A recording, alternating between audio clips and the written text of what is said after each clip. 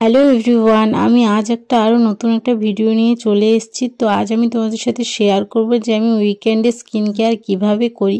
তো চলো ভিডিওটা স্টার্ট করা যাক। আর ব্ল্যাকহেডস রিমুভও কীভাবে করি সেটাও তোমাদের সাথে শেয়ার করবো। তো প্রথমেই আমি লোটাসের একটা ফেস ওয়াশ দিয়ে ভালো করে ফেসটা ধুয়ে নেব। তারপরে একটা স্ক্রাবার নিয়ে নিয়েছি, যেটাও আমি অ্যাপেলো থেকে নিয়ে এসেছি।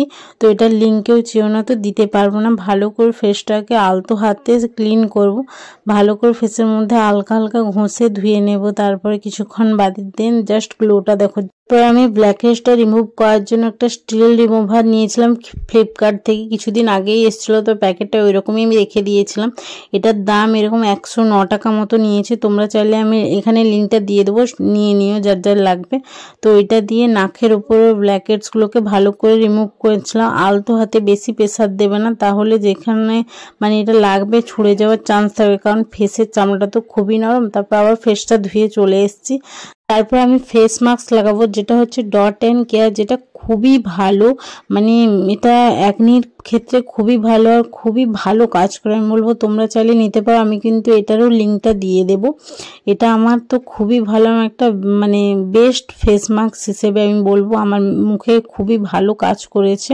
তো এটা কিছুক্ষণের জন্য ফেসের মধ্যে অ্যাপ্লাই করে রাখবো, 10 থেকে 15 মিনিট লাগবে, বাকি শুকিয়ে যেতে যতক্ষণ সময় লাগে।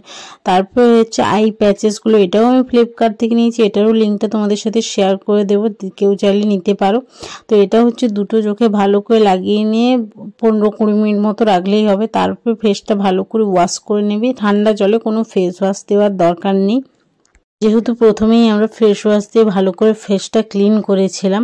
দেন ফেসের গ্লোটা জাস্ট তোমরা দেখো, মাস্কটা ধোয়ার পর ফেসের গ্লো হচ্ছে এটা। দেন যেভাবে আমি স্কিন কেয়ার করি, এখানে আমি নিয়েছি লোটাসের ফেস টোনার, রোজ টোনারটা। দেন ফেসের মধ্যে অ্যাপ্লাই করে নেবো। ফেসে অ্যাবজর্ব হতে একটু সময় লাগবে। আমি এখানে একটা ময়শ্চারাইজার লাগাচ্ছি, যেটা হচ্ছে সেটাফিল, যেটা কিন্তু খুবই ভালো। এটা হচ্ছে অল স্কিন টাইপ। দেন এটাও ফেসের মধ্যে একটু অ্যাবজর্ব হয়ে যাওয়ার পরে একটা বেবি অয়েল লাগাই। এটা আমি অনেক দিন ধরে লাগাচ্ছি, খুবই ভালো রেজাল্ট পাচ্ছি। তোমরা চাইলে নারকেল তেলও ইউজ করতে পারো। এটাই হচ্ছে আমার উইকেন্ড স্কিন কেয়ার রুটিন। তো চলো টাটা।